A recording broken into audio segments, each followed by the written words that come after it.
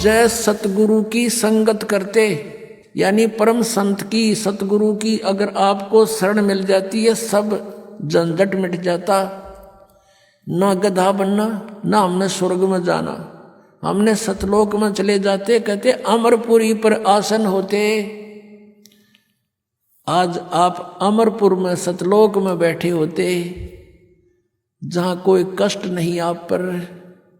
पुण्यात्मा मृत्यु तो आपकी होगी, इसको तो कोई मानो चाहे मत मानो, तो डेफिनेट है, सब मानते हैं होगी, मृत्यु होगी।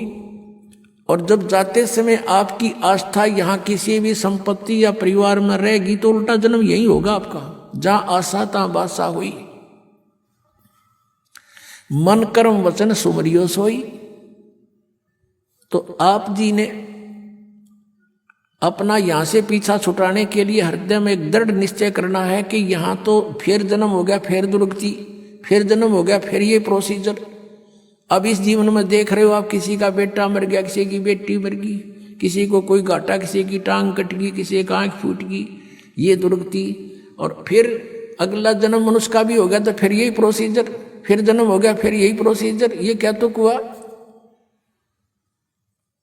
तो आप जी अपना इस जीवन को परमात्मा की ओट में, शरण में सत भक्ति करके पूरा करो।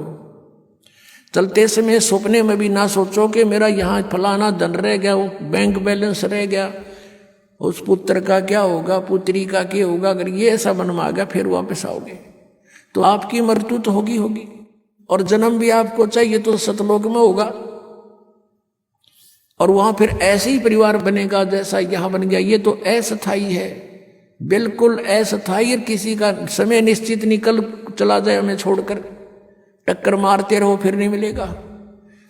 तो हमने अपने मन को, अपनी आत्मा को, अपने मन को ऐसे दृढ़ करना है कि दोबारा जन्म यहां नहीं लेना। इस तरह की घटनाओं को देख के आपके मन में यहां से एक ग्लानि पैदा हो जाएगी। और जब तक यह ग्लानि नहीं होती, ठीक है भक्ति कर रहे हो, फल मिलेगा। जितनी भी भक्ति कर रहे हो आपको फल तो मिलेगा ही मिलेगा, लेकिन ये मिलेगा यहीं पर। तो इस ग्लानि के होने के लिए समय लगेगा, भक्ति भी बढ़ेगी, या ज्ञान की भी जड़ आपके हृदय में जमा होंगी, और फिर यहाँ की पुनर्जन्म की आपके मन सपने में भी नहीं आओगी, तब आप सतलोक जा सकोगे। और जब तक हम सतलोक नहीं जाएंगे तो तब तक शांति नहीं। जन्म मृत्यु जब तक है, ये दुर्गति। जैसे आपने महावीर जैन और ये मारीची वाले जीव की देखी, ये कोई जीवन है, 80 लाख बार तक केवल देवता बन गया, और 60 करोड़ बार गधा, 30 करोड़ बार कुत्ता। अपने आत्माओं, क्योंकि हम मनुष्य जीवन में है, समय पर रोटी मिल जाए, जब दिल करे चाय पी लेते हैं, दूध पी लिया, काजू किस्मत खा लिए, लाडू जलेबी बनवा ली। आज हमने नो दस्ती को नया दुर्गति होएगी, लेकिन ठीक है, अपनी बुद्धि काम ना करे तो किसी समझदार के विचारों पर जोर जरूर देना चाहिए। तो परमेश्वर ने आके हमें बताया है, और परमेश्वर के उस वचन को हमने उसका आदेश मानना पड़ेगा।